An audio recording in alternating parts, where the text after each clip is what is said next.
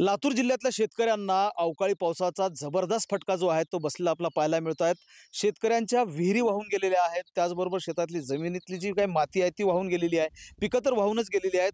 ज्या पिवळी ज्वारीचं शेतकरी लागवड करतात लातूर जिल्ह्यातले, त्याची स्थिती जर आपण लक्षात घेतली तर बाजारपेठेमध्ये नेण्यासाठी म्हणून ही पिवळी ज्वारी कापून शेतकऱ्यांनी ठेवलेली होती आणि त्याच वेळेला पाऊस झाला आणि शेतात जी ठेवलेली पिवळी ज्वारी आहे त्याच्यावरून पाणी वाहू लागल्यामुळं ज्या ठिकाणी ही पिवळी ज्वारी ठेवली होती त्याच ठिकाणी वापायला सुरुवात झालेली आहे. त्याला मोड फुटायला सुरुवात झालेली आहे. आपण जर पाहिलं तर माझ्या हातामध्ये हे पिवळी ज्वारीचं कणीस आहे. आपण जर लक्षात घेतलं तर हे पूर्णपणे ह्याला म्हणजे हे फुटलेलं आहे आणि अशा पद्धतीनं ही अवस्था या पिवळी ज्वारीची झालेली आहे. दुसरीकडे जर आपण लक्षात घेतलं तर शेतकऱ्यांच्या विहिरी वाहून गेलेल्या आहेत. शेतीला अगदी भगदाड पडलेला आहे आणि पूर्णपणे विहिरी ज्या आहेत ते या अवस्थेमध्ये आलेले आहेत. एकूणच जर लक्षात घेतलं आपण तर शेतकऱ्यांचं मोठं नुकसान जे आहे ते माती वाहून गेल्यामुळं देखील झालेलं आहे.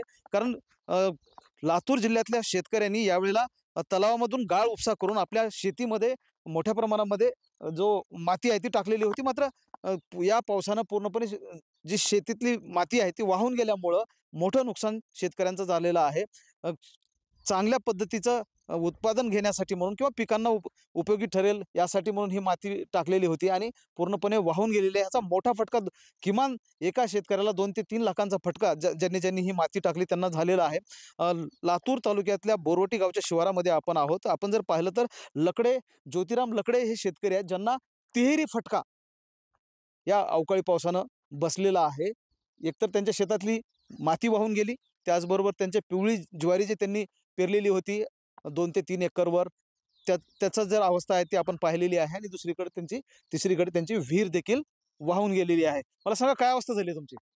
काय पाऊस पडला मोठा, वरून पाणी आलं विहिरीच्या कडेने, विहीर बुजून गेली. ढासाळी सगळी पिवळी पेरलेली होती 2-3 एकर. सगळ्या पाणीच पाणी आलं. जनावरांचा चाराला बी कडबा बरोबर राहिला नाही. माल तर व्हायचा कुंकडे गेलं, उगून निघालं सगळं. आता शासनानं काहीतरी पंचनामे करून काहीतरी मदत द्यावी.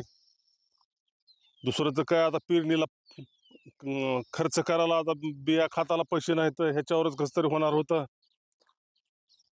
शासनाने ह्याच्याकडे लक्ष द्यावं. बाकी काय ह्याच्यात पंचनामे करायला कोणी अधिकारी वगैरे तहसीलचे वगैरे आले? कुणी नाहीत आणखी. कुणी पंचनामे करायला कुणी शासनाचे माणूस आले नाही, काय नाही आणखी.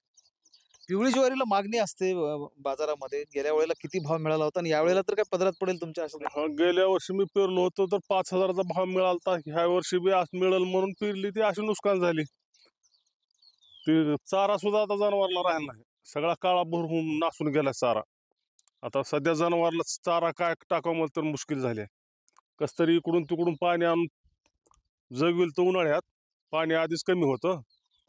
इकडून तिकडून आणलं बागवीला, कस तरी ह्याच्यावर होईल पुढचं म्हणलं उदरनिर्वाह. तर काय सगळं नुकसान झाल्यानं सगळं अवघड झालं. म्हणजे हातातून ज्वारी तर गेलीच, मात्र कडबाही गेला. कडबा बी गेला.